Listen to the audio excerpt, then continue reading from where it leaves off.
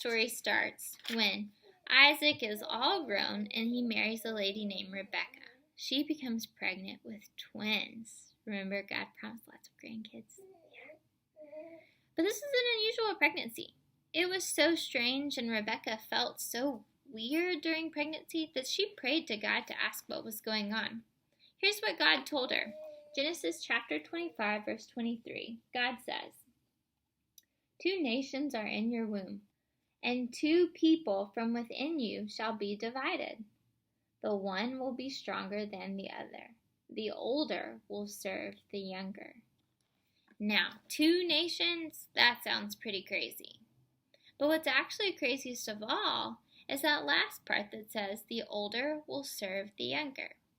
You see, back then, when the firstborn was born, he got something called the birthright. That meant he became the leader of the family and got twice as much money as all of his brothers and sisters. And all of his brothers and sisters had to serve him and listen to what he said to do. And that's just how it was done. So finally the twins were born. Esau was the firstborn, and then came Jacob. So who would get the birthright? Let's keep reading to find out. Genesis 25, verse 29. Now the twins are all old and grown, okay? And it says, once, when Jacob was cooking stew, Esau came in from the field, and he was exhausted. And Esau said to Jacob, let me eat some of that red stew, for I am exhausted. He sounds really hungry and really tired. Have you ever done anything crazy when you're really hungry and really tired? I have. Now, do you think Jacob was a nice brother and said, sure, Esau, have a bowl of stew? No. Here's what he says. Jacob said, sell me your birthright now. What? That doesn't seem fair. A bowl of stew for twice as much money and all the power? Does that seem right? Was that very kind of Jacob?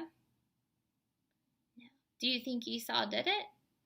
He sold his birthright, all the money and the power, for 1 bowl of stew. 1 bowl of lentil stew. Wow. Do you know that we also have a birthright?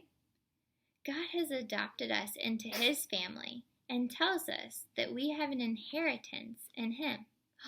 Does that mean we get lots of money? No, even better.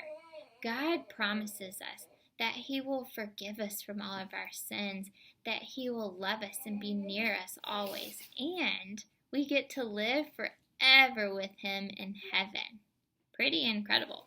So what do we do to get our birthright? Do we need to trick our brother into buying some stew? No. All we have to do is trust God. We also have a choice. For example, in the morning, when I choose to spend an hour playing on my phone instead of spending time with God in his word and praying with him, I'm kind of like Esau. I'm kind of choosing the stew, just something that'll taste good for a little while, over God's rich, good, delicious, never-ending, never-giving up friendship and love. You have the choice too. Will you trust God? Will you choose to cherish and enjoy the birthright that he has promised you?